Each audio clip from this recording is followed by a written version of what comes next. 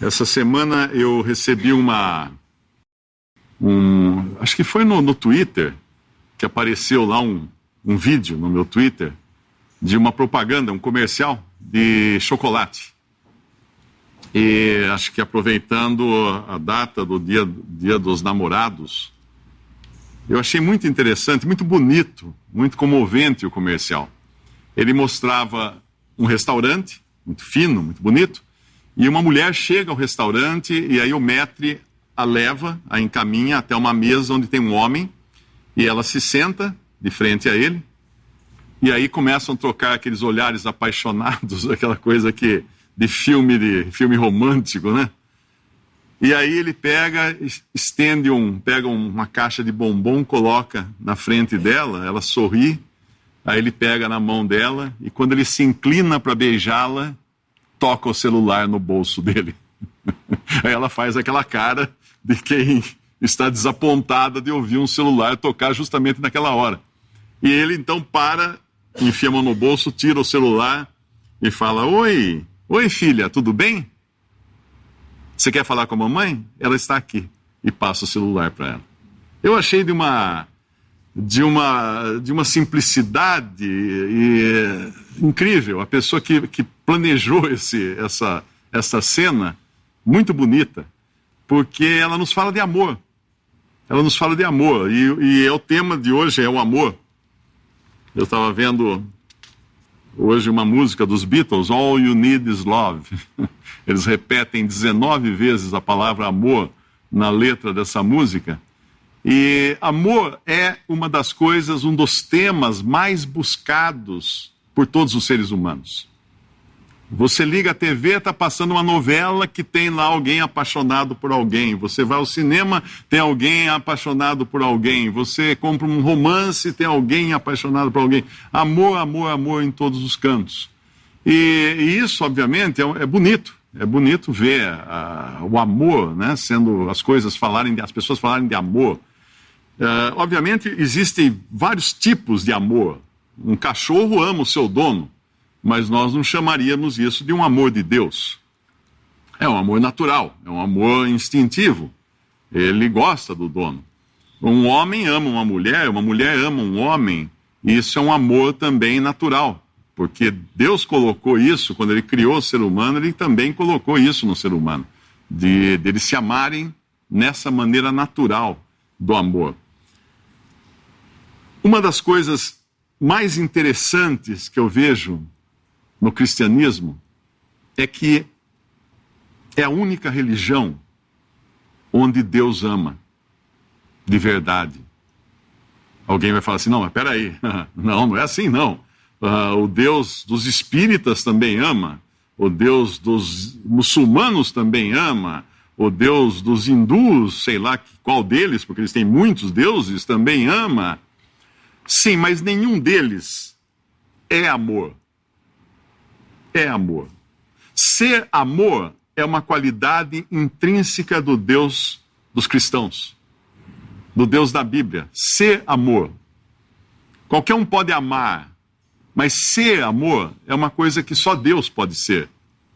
Ninguém mais é amor a não ser Deus e o Deus da Bíblia, o Deus dos cristãos. O amor nesse Deus é essência. É essencial a Ele. E por que eu digo que, por exemplo, Alá não pode ser amor? O Deus dos muçulmanos, porque os muçulmanos creem num Deus único, que é Alá. Uma determinada religião inca, eu creio que é inca, um dos períodos da religião inca também creram num Deus único. Um só Deus. Em toda a história do Egito, houve um momento em que uma determinada dinastia do Egito decidiu adorar um Deus único. Mas qual é essa diferença do Deus cristão? A Trindade. A Trindade faz com que o Deus cristão seja o único Deus capaz de amar. Eu vou explicar isso antes que vocês entendam errado. O único Deus capaz de amar realmente, porque Ele é amor. E como é que Ele pode amar? Porque é uma trindade. Porque Deus são três pessoas em um. Em um Deus, Pai, Filho e Espírito Santo. 3 pessoas em um Deus. Nós não vamos entender isso exatamente como, talvez, mas são 3 pessoas em um Deus. Quando você abre a Bíblia, lá no primeiro versículo da Bíblia, já está a Trindade lá. Muito embora os judeus que leram esse versículo durante séculos não perceberam a Trindade. Mas o Espírito de Deus que inspirou o autor de Gênesis, provavelmente Moisés, fez questão de colocar lá essa Trindade, de colocar ali essa marca da Trindade no primeiro versículo da Bíblia. No princípio, criou Deus os céus e a terra, em Gênesis 1:1. Mas por que a Trindade está aí? Cadê a Trindade? Falou de Deus, sim, mas a palavra usada no original hebraico, e é importante entender que as línguas, os idiomas, eles são mais complexos quanto mais antigos forem. Os idiomas, eles desafiam a teoria da evolução, porque as línguas não estão evoluindo, as línguas estão regredindo, as línguas estão se simplificando, as línguas seguem a segunda lei da termodinâmica, né, de que todas as coisas buscam ficar estáveis, ou a deterioração, ou a destruição, e não a evolução. Porque as línguas antigas são mais perfeitas, mais complexas, e conseguem expressar mais coisas do que as línguas modernas. Apenas na língua grega você tem amor, são, me parece, 3 ou 4, não sei, eu sei que 3 pelo menos são palavras que definem amor. Palavras diferentes, você tem o amor fraternal, você tem o amor erótico, você tem o amor, eu creio que o amor de Deus também ali, e tem acho que mais uma. Então é uma língua, e a gente fala amor só no português, nós não temos tanta versatilidade nas línguas modernas. Você tem uma palavra só para definir, mas as línguas antigas eram muito mais complexas, muito mais capazes de definir as coisas. E nesse primeiro versículo da Bíblia, no hebraico, diz assim: no princípio, Elohim criou os céus e a terra. Quem é Elohim? Elohim é Deus. Sim, mas espera um pouquinho. Elohim é uma palavra plural. Deus em hebraico seria Eloá. Então por que está Elohim? Porque Elohim, traduzido, significa deuses. É uma palavra hebraica plural. Mas então por que está no princípio criou deuses os céus e a terra? Por que não está no princípio criaram os deuses o céu e a terra? Porque aí está subentendida a unidade de Deus e ao mesmo tempo a trindade de Deus. 3 pessoas, um Deus, e esse um Deus, que são 3 pessoas, porque é plural a palavra, criou, o verbo fica no singular. Estranho, mas é isso que está escrito aí. E mais à frente, depois, quando vai chegar lá na criação do homem, disse Elohim, no capítulo 1, versículo 26 de Gênesis: façamos o homem a nossa imagem, conforme a nossa semelhança. Mais uma vez, aqui o verbo no plural. E agora no plural mesmo, porque Elohim está criando o homem. Mas são as 3 pessoas criando o homem: o Pai, o Filho e o Espírito Santo. Os judeus não sabiam disso, os judeus não conheciam isso, os judeus inclusive queriam matar a Jesus por ele se apresentar como o Filho de Deus, por ele fazer declarações que mostravam que ele e o Pai eram um, por ele mostrar que era Deus. E eles queriam matá-lo, eles falavam, respondendo-lhe os judeus: nós temos uma lei, e segundo a nossa lei deve morrer, porque se fez filho de Deus. Eles falam isso para Pilatos, para explicar por que eles estavam condenando Jesus à morte. Porque ele se fez, ao se declarar filho, ele se fazia Deus, ele se igualava a Deus. E na concepção judaica não poderia acontecer isso. Os judeus jamais chamavam a Deus de Pai. Nunca um judeu chamaria Deus de Pai, nem hoje. Um muçulmano, nem pensar que ele vai chamar Alá de Pai. Nunca. Se você chamar Alá de Pai na frente de um radical muçulmano, ele é capaz de matar você, porque ele não acredita nisso, ele não entende essas coisas, e o Deus dele não é o Deus triuno, não é a trindade da Bíblia. Mas A Trindade foi revelada depois, ela acaba revelada no cristianismo. E quando? Justamente quando Jesus, o Filho de Deus feito homem, inicia o seu ministério. Ele se submete ao batismo de João Batista, que era um batismo judaico, um batismo de arrependimento. Os judeus que se arrependiam de ter pecado contra Deus, de ter desprezado a lei de Deus, se submetiam a esse batismo de João Batista nas águas, e assim confessavam os seus pecados. Eles confessavam os seus pecados e eram batizados por João Batista.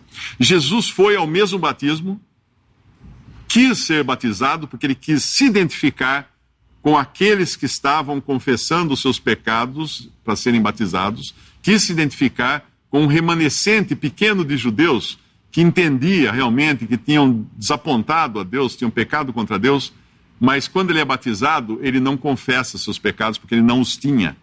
Ele não tinha pecados para confessar. Enquanto no relato do batismo das outras pessoas, diz que eles confessavam os seus pecados e eram batizados por João. No de Jesus fala que ele foi batizado por João e orando saiu da água. Ele orou no batismo, ele não confessou.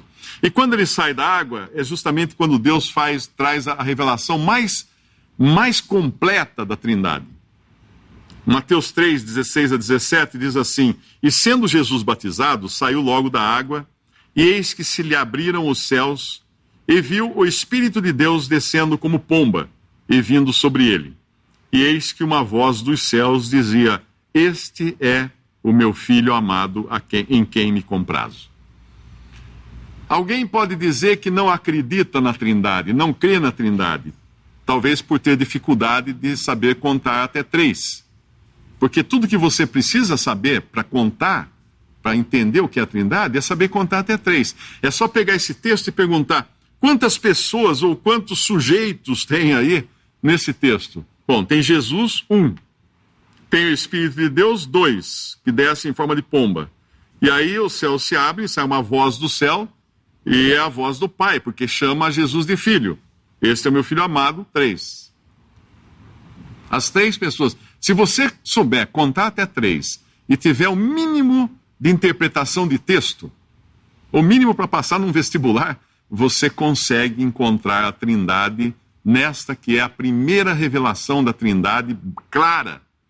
E havia outros momentos da Bíblia em que ela aparecia de modo subentendido, mas aqui claramente a Trindade. Mas como que a Trindade pode ser 3 e 1 ao mesmo tempo? 3 pessoas e um Deus.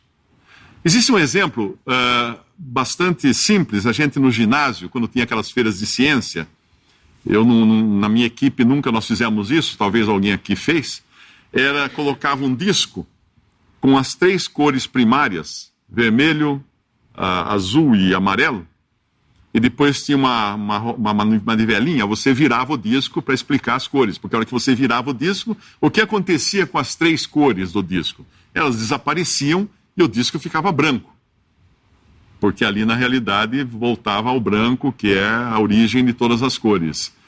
Isso é um exemplo simples, bastante simples do que é a Trindade. 3 pessoas, um Deus. Um Deus nessas 3 pessoas. Eu vou convidar vocês agora para a gente girar esse disco. Nós vamos girar um disco agora com vários versículos no Evangelho de João que mostram a inter-relação entre essas pessoas da Trindade. Eu vou só citar o versículo e não vou ler inteiro. Alguns praticamente são as mesmas palavras do versículo, mas eu resumi em uma frase que dá para entender o que o versículo diz. No capítulo 1, versículo 18, diz que o Filho está no seio do Pai. Então aí nós já começamos entendendo que é indissolúvel essa Trindade. O Filho está no seio do Pai. Não pode haver uma separação, embora sejam distintas as pessoas, o Filho está no seio do Pai. Em João 3,16, Deus deu o seu Filho unigênito. O Pai entregou o Filho. Em João 3,17, Deus enviou o seu Filho ao mundo. Em João 5,20, porque o Pai ama o Filho e mostra-lhe tudo o que faz. Em João 10,15, assim como o Pai conhece o Filho, também o Filho conhece o Pai. Em João 10:30, o Pai e o Filho são um. Em João 10:38, o Pai está no Filho e o Filho no Pai. As duas cores aqui, então, estão numa só. Em João 14:16, o Filho roga ao Pai e o Pai atende, dando o Espírito. Aqui as três pessoas. O Filho roga ao Pai, o Pai atende e dá o Espírito, que foi a promessa que Jesus fez. Eu rogarei ao Pai e Ele dará o Espírito Santo. Em João 14:26, o Pai enviaria o Espírito Santo em nome do Filho.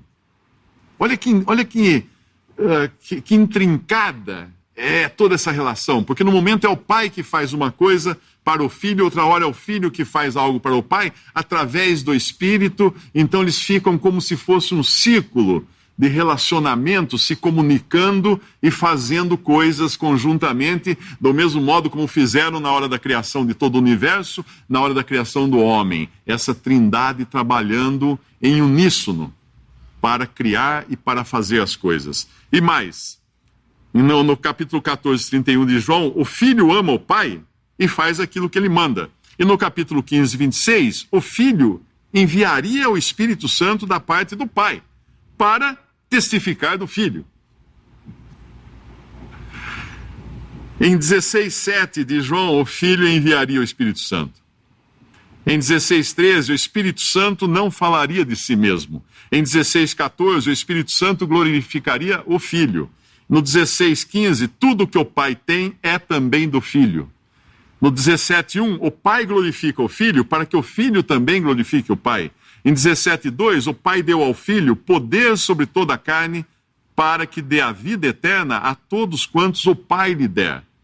Em 17:4, o Filho glorificou o Pai, consumando a obra que o Pai deu ao Filho para fazer. Em 17:24, o Pai amou o Filho antes da fundação do mundo. Em 17:26, e eu lhes fiz conhecer o teu nome, e lhe o farei conhecer mais, para que o amor com que me tens amado esteja neles, e eu neles esteja. Quando eu falei que o amor tem tudo a ver com a Trindade, é impossível um Deus amar, a não ser que seja o Deus triuno. É porque para Deus poder amar, ele precisaria saber como amar. E se Deus fosse um Deus solitário na eternidade, quando nada existia, eu pergunto, ele iria amar quem? A quem ele iria amar? Se só existisse Deus unitário na eternidade, como que ele poderia exercitar amor? Amar e ser amado. De todas essas passagens que eu li, algumas falam que o Filho ama o Pai, outras falam que o Pai ama o Filho. E isso antes da criação de todas as coisas, na eternidade. Então, assim como Deus, o Deus triuno é eterno, o amor é eterno. Porque Deus é amor. E só o Deus que é amor e é uma trindade pode amar. Se você está buscando amor em um outro Deus que não seja o Deus revelado nos evangelhos, revelado no Pai, no Filho e no Espírito Santo, você não vai encontrar amor nesse outro Deus que você está procurando. Porque ele não sabe amar. Ele nunca teve um relacionamento de amor com ninguém. Porque só existia ele no princípio, então, como é que ele ia amar? Então, nesse círculo de amor, de relacionamento, três pessoas distintas, o Pai, o Filho e o Espírito Santo, se comunicam em todas essas passagens, interagem entre si, e o amor permeia todo esse relacionamento do Pai, entre o Pai, o Filho e o Espírito Santo. Em Tito, capítulo 1, versículo 2, tem um versículo muito curioso, que diz assim, em esperança da vida eterna, a qual Deus, que não pode mentir, prometeu antes dos tempos dos séculos. Ou seja, então, falamos de eternidade aqui. Antes que existisse qualquer coisa, Deus prometeu. Mas espera aí. Se eu falar que eu vou passar na sua casa para dar uma carona para você, para ir ao trabalho, eu estou fazendo uma promessa a você. Agora, Deus prometeu a quem na eternidade se Deus fosse uma pessoa e não três? Ele prometeu a si mesmo, porque os si mesmos são Pai, Filho e Espírito Santo. Existe um relacionamento de amor, um círculo de amor. A Trindade responde ao maior anseio do ser humano, que é a sua busca por amor. O Deus triuno, que enviou o seu Filho, uma das pessoas da Trindade, ao mundo, para morrer pelo homem, é o único Deus que realmente pode amar. E o amor de Deus, ele tem uma outra característica. Pelos evangelhos nós aprendemos que o maior amor que pode existir, a gente fala assim, amor de mãe, não é? Amor de pai. Não, o maior amor que pode existir é o amor sacrificial. É o amor que faz com que a pessoa tenha que dar algo de muito valioso para outro. Esse é o amor. Tanto é que quando uma expressão de amor entre seres humanos, o que é? É dar um presente para outra pessoa. Isso expressa, denota o amor. Mas Deus, então, ele amou a um ponto de dar, mas dar um sacrifício. Dar um sacrifício. No versículo, em João capítulo 15, versículo 13, diz que ninguém tem maior amor. Ninguém tem maior amor. Maior do que qual amor? Maior do que este, de dar a alguém a sua vida pelos seus amigos. Isso é a palavra do Senhor Jesus. Ninguém tem maior amor do que este, de dar a vida pelos seus amigos. Mas Deus deu a vida pelos seus amigos? Não. Deus, quando criou a humanidade, você pode perguntar por que Deus criou a humanidade? Talvez um Deus unitário, único, teria criado porque ia falar assim, bom, eu preciso amar alguém precisa me amar, então eu preciso criar alguém para ser amado e para me amar. Mas não o Deus triuno. Ele não precisava da humanidade. O seu amor já o satisfazia por ele ser amor. Nesse círculo de relacionamento de amor na eternidade, entre Pai, Filho e Espírito Santo, é perfeito. Deus sempre foi perfeito. Não havia imperfeição. Não faltava nada a Deus. Mas o amor era tanto que derramava, vamos chamar assim, sobrepujava. O amor ia além de tudo. E Deus queria derramar esse amor. Deus não queria reter tanto amor. Deus queria buscar um objeto para o seu amor, que não fosse apenas ali naquele círculo de relacionamento e amor entre o pai e o filho. Deus queria amar.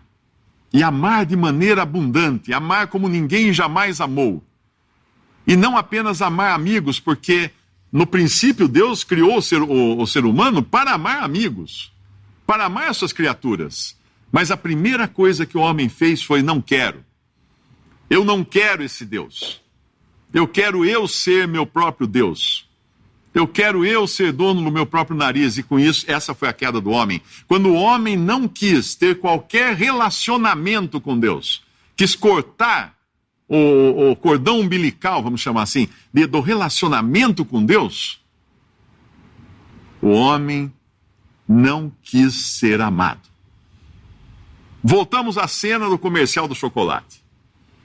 Imagina aquela mulher que de repente recebeu toda aquela atenção daquele homem que estava na frente dela, que a gente só vai descobrir no final do comercial, que era o próprio marido. Imagina que a hora que toca o telefone e ela sabe que é a filha, ela dá uma bronca. Manda ela parar de ligar, fala para ela ir dormir. Não aguento mais essa minha filha. Eu não quero mais ter essa minha filha. Eu não quero você também. Levantar a mesa e sair. Como ficaria esse comercial? Jogar o chocolate nele. Basicamente foi isso que Deus fez. Aliás, o homem fez com Deus, foi isso. Deus quis amar. Deus quis amar. Deus criou o ser humano para amá-lo. E o homem falou assim: eu não quero o seu amor. Eu quero viver do jeito que eu quiser viver. Eu não quero ter nenhum relacionamento com Deus. O relacionamento é consequência do amor. O relacionamento é consequência do amor. Pessoas egoístas, você encontra pessoas que falam assim, eu não quero me amarrar a ninguém. Você encontra pessoas assim. Não, eu não quero me amarrar a ninguém, eu não quero ficar preso a ninguém, eu quero viver minha vida. Isso é egocêntrico, esse é o egocêntrico. Ele nunca vai ser amado, nunca vai poder amar, porque ele não quer o relacionamento. E o homem não quis o relacionamento com Deus. E com isso, ele perdeu a oportunidade de amar e ser amado por Deus. Ele caiu em pecado. E isso arruinou toda a criação. E por isso hoje todo mundo busca amor. Mas busca um amor que nem é o amor de Deus. É o amor carnal, é o amor humano, é o amor egocêntrico. Ninguém me ama, ninguém me quer, eu quero que as pessoas me amem. É o amor egocêntrico. Não é um amor que quer dar, é um amor que só quer receber. Esse não é o amor de Deus no homem. O amor que Deus demonstrou, o Pai enviou o seu Filho para morrer. E o Filho entregou-se a si mesmo para morrer também. Em Hebreus 9,14 fala que Cristo, que pelo Espírito Eterno se ofereceu a si mesmo imaculado a Deus. Esse versículo é incrível porque ele fala das 3 pessoas na oferta do sacrifício de Cristo a Deus. Aqui entra o Pai, o Filho e o Espírito Santo. Quando Cristo foi à cruz, aquilo era uma obra conjunta do Pai, do Filho e do Espírito Santo. O Pai entregou o seu próprio Filho, o Filho se entregou para morrer e o Espírito Santo, aqui fala que Cristo, pelo Espírito Eterno, se ofereceu a Deus. Era como se fosse o adesivo que juntava as 3 pessoas naquela única obra que iria satisfazer as demandas de Deus por justiça, porque na cruz Cristo iria pagar pelo pecado do homem para transformar, para dar a vida, não por amigos, mas por inimigos de Deus. Nós, quando ainda éramos inimigos, Cristo morreu por nós. E qual a razão dele morrer? Transformar esses inimigos em amigos? Não, não só amigos. Não só amigos, muito mais do que amigos. Transformar esses inimigos em filhos de Deus e irmãos do próprio Filho de Deus e co-herdeiros com o Filho de Deus de todas as coisas que pertencem ao Filho de Deus. Eu pergunto para você, o que você teria feito para merecer tamanha graça, tamanho presente de Deus? De Deus querer que você entre nesse círculo de relacionamento onde no princípio estavam apenas o Pai, o Filho e o Espírito Santo, querendo que você entre nesse círculo de relacionamento e não só entre, mas seja co-herdeiro com Cristo de todas as coisas. O que fez você para merecer isso? Você ousaria dizer que fez alguma coisa? Você ousaria dizer que merece tamanho privilégio? Sendo inimigo de Deus por natureza, sendo pecador? Eu não ousaria dizer isso. Como é que eu vou? Falar, tá bom, eu quero um presente, Deus pode me ajudar com resolver um probleminha aqui, uma doencinha ali, etc. Mas peraí, isso aí é muita areia para o meu caminhãozinho. Ser filho de Deus e ser co-herdeiro com Cristo e Cristo me chamar de seu irmão. Ninguém jamais viu a Deus. Em 1 João capítulo 4, versículo 12. Se nos amamos uns aos outros, Deus está em nós, e em nós é perfeito o seu amor. Nós o amamos a Ele porque Ele nos amou primeiro. Isso ele está falando a respeito de pessoas que um dia creram em Jesus como Salvador, pessoas que um dia reconheceram que seriam não merecedoras de maneira alguma de receber de Deus qualquer atenção. E creram em Jesus. Aceitaram que na cruz Ele pagou pelos nossos pecados. Aceitaram que na cruz Ele substituiu o homem pecador para receber sobre si o juízo, a paga pelo pecado. Porque não haveria justiça se a afronta que o homem fez contra Deus não tivesse consequências. Deus não podia chegar e falar assim, não, vamos deixar para lá, tá bom, o homem pecou, mas vamos esquecer isso aí, deixa... Não é justiça. Nós estamos todos os dias vendo no noticiário no Brasil os políticos sendo presos por corrupção. Quase todo dia tem político preso por corrupção. E à medida que são presos, a indignação da população aumenta. E todo mundo clama por justiça. E de repente um político preso é solto. Aí, mas peraí, por que foi solto? Ele tem tanto, ele é réu de tantos crimes e tanto, por que está soltando? As pessoas sentem uma indignação contra isso. Por quê? Porque a justiça demanda uma pena. A justiça demanda um castigo. E a justiça de Deus não é diferente. Só que o que Deus quis fazer não foi castigar o homem. Ele vai ter que castigar o homem impenitente no final. Mas ele quis salvar o homem. Ele quis transformar o homem pecador de inimigo a filho. A filho de Deus. E para isso ele entregou o seu próprio filho para sofrer a pena, para receber a pena pelos nossos pecados. E aqueles então que recebem a Cristo como seu Salvador, que creem nele e o recebem como Senhor e Salvador, para esses vale isso. Ninguém jamais viu a Deus. Se nos amamos uns aos outros, Deus está em nós, naqueles que creem. E em nós é perfeito o seu amor, nós o amamos porque ele nos amou primeiro. Como ele nos amou primeiro? Entregando o seu próprio filho para morrer. Nós temos 4 evangelhos na Bíblia. 3 evangelhos mostram a escalada da rejeição de Cristo pelos homens. Ele vem ao mundo e vai sendo rejeitado até o final ser crucificado. Mas o 4º evangelho, ele é diferente dos primeiros 3. Porque ele começa da rejeição.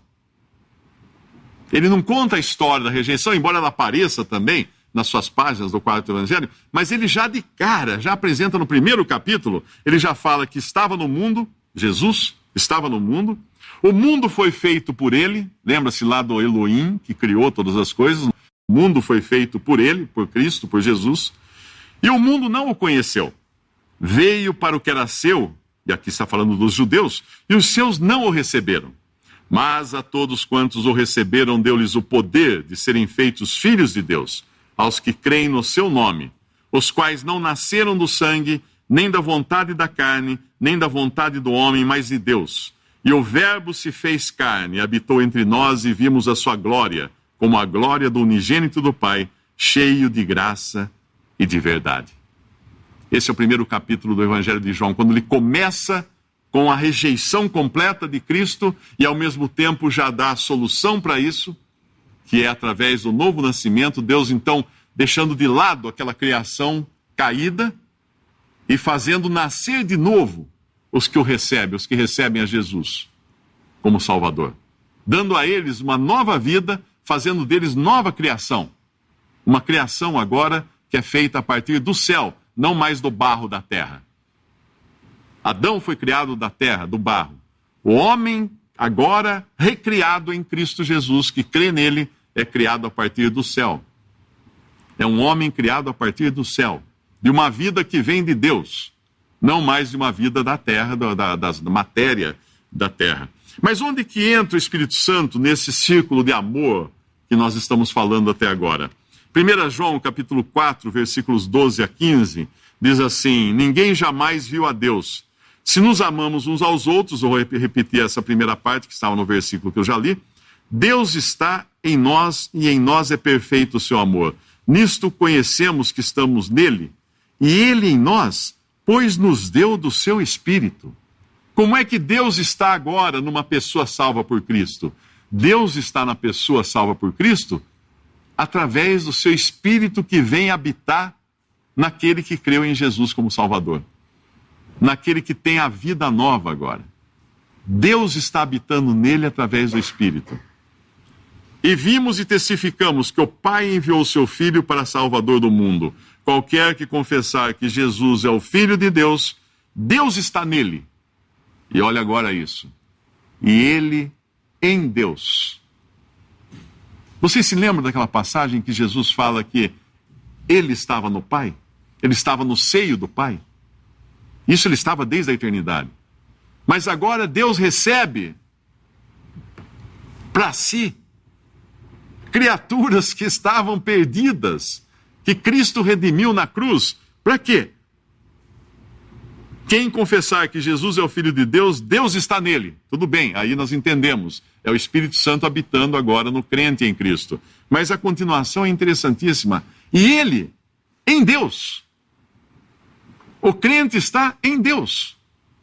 Que posição é essa maravilhosa de ser trazido para dentro desse círculo de amor, do qual nós nunca teríamos condições de entrar, no qual jamais, e para o qual nós jamais teríamos qualquer capacidade ou merecimento de entrar.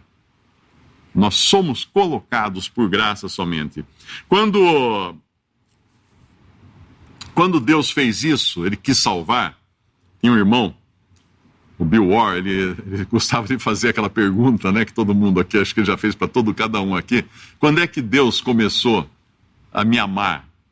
Aí a gente sempre fala assim, acho que quando Cristo morreu, ou quando você se converteu, eu falo assim, não, Deus nunca começou a me amar, porque Deus sempre me amou.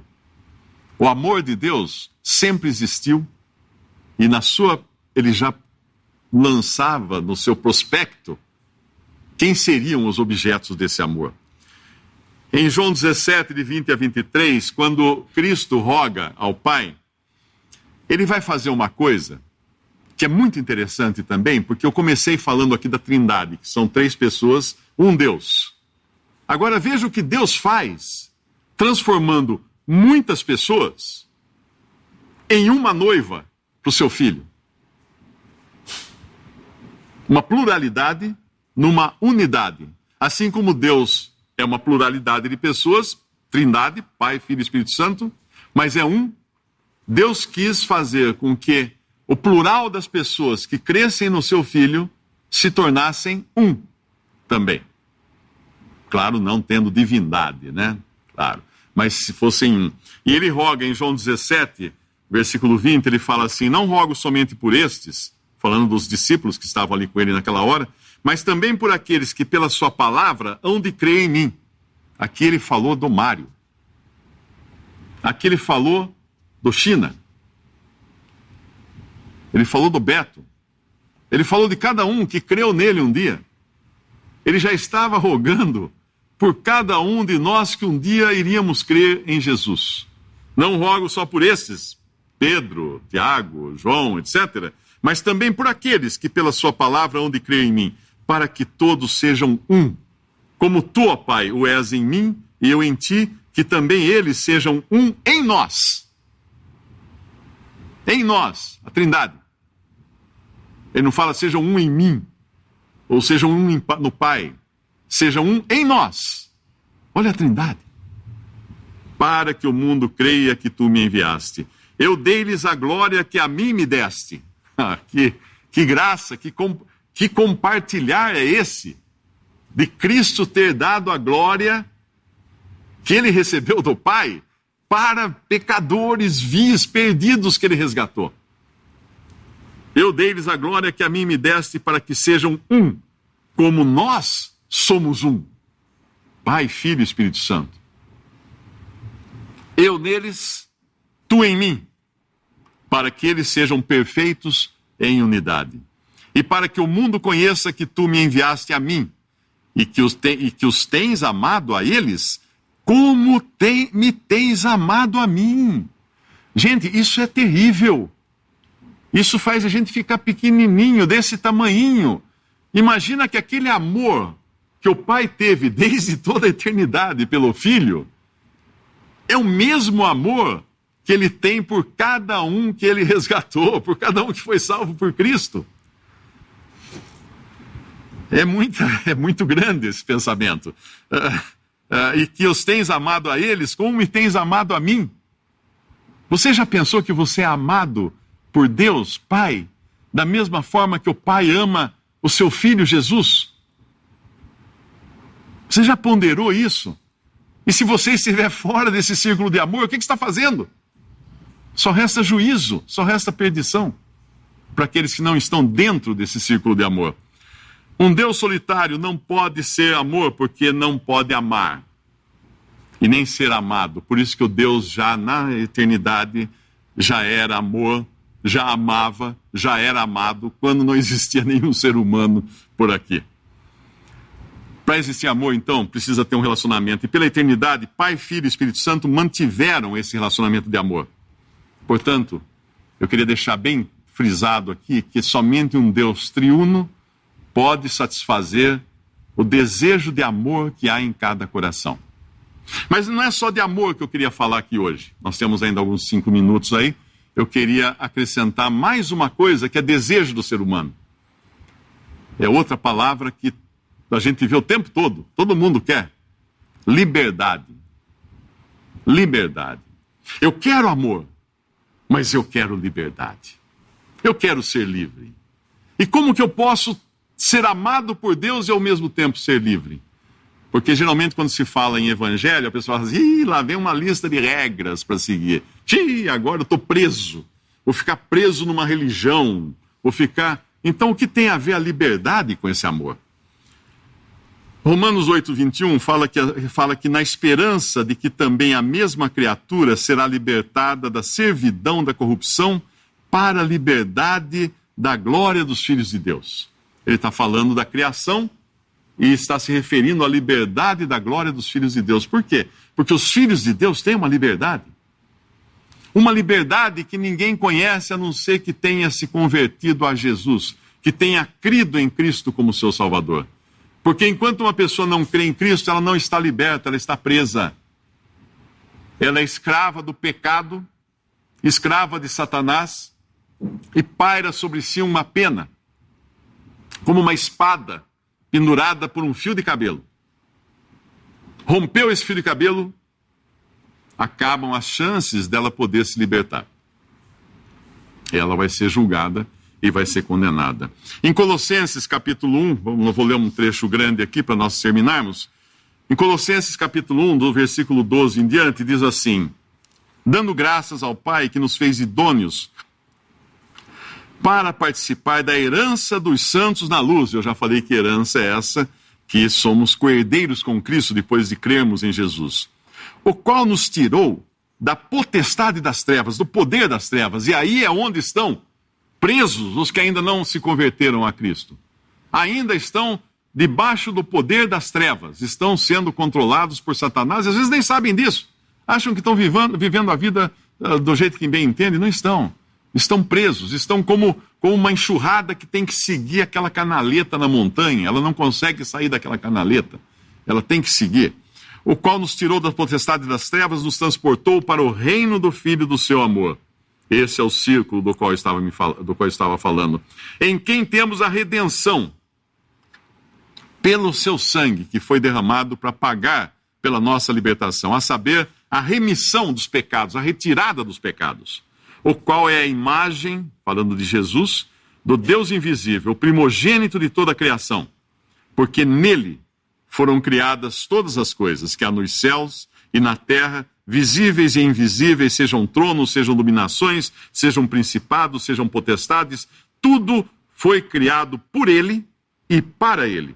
E ele é antes de todas as coisas, e todas as coisas subsistem por ele. E ele é a cabeça do corpo da igreja, é o princípio e o primogênito dentre os mortos, para quem tudo tem a preeminência. Porque foi do agrado do Pai que toda a plenitude nele habitasse, e que, havendo por ele feito a paz pelo sangue da sua cruz, por meio dele reconciliasse consigo mesmo todas as coisas, tanto as que estão na terra como as que estão nos céus. A vós também, que noutro tempo eres estranhos e inimigos do entendimento, pelas vossas obras más, agora, contudo, vos reconciliou no corpo da sua carne, pela morte, para perante ele vos apresentar santos, irrepreensíveis e inculpáveis. Não haveria outra maneira de nós, pecadores perdidos, nos apresentarmos diante de Deus santos, irrepreensíveis e inculpáveis, se não fosse pelo amor de Deus por nós, de entregar seu Filho para derramar seu sangue na cruz, para nos purificar de todo o nosso pecado. O sangue de Jesus Cristo, seu Filho, nos purifica de todo o pecado. E nós entramos então nesse relacionamento, que alguém vai falar assim, mas eu queria ser livre. Sim, essa é a liberdade que Deus oferece. A liberdade de estar no círculo de amor do Deus eterno, do Deus Pai, do Deus Filho e do Deus Espírito Santo. Estar nesse círculo de amor, com total liberdade dentro desse círculo de amor, eternamente. Ah, mas eu queria liberdade. Se você fosse um trem, você aceitaria uma liberdade dos trilhos? Não, seria um desastre, não? Seria um desastre. Se você fosse um peixe, você aceitaria a liberdade da água para viver fora da água? Não, você morreria.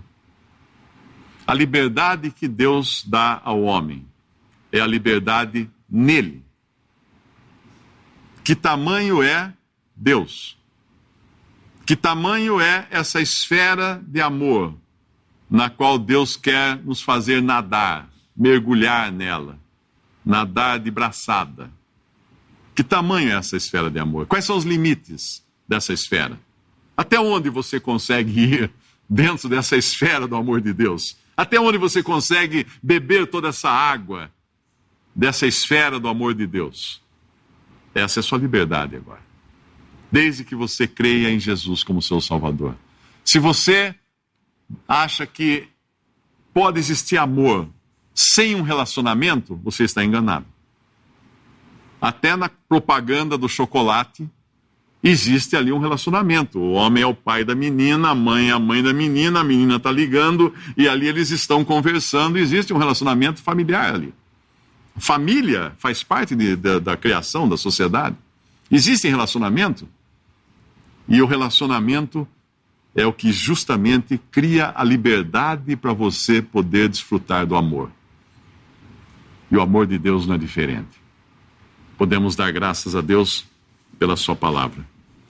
Nosso Deus e nosso Pai, nós agradecemos a Ti, Pai, por tão grande amor, revelado na Tua palavra, revelado através da pessoa de nosso Senhor Jesus Cristo, revelado no Teu desejo, Pai, de salvar pecadores e transformá-los em filhos Teus. Pai, nós pedimos, se porventura alguém aqui ainda não desfruta desse amor, desse relacionamento contigo, ó Pai, dentro dessa esfera de amor que vem desde a eternidade, que Tu possas hoje mesmo tocar essa alma, tocar esse coração, para que creia no Salvador, para que creia em Jesus, para que aceite relacionar-se contigo, ó Pai, ser trazido para a esfera do Teu amor, ser trazido para a Tua casa, para a Tua família, receber o nome de filho, receber o privilégio de ser co-herdeiro com Cristo. Pai, pedimos isso. Tu sabes quem ouve esta palavra, Pai, quem ouve esta pregação, e Tu sabes a necessidade de cada um, que Tu possas tocar esses corações. Nós pedimos isso agradecendo em nome de nosso Senhor e Salvador Jesus. Amém.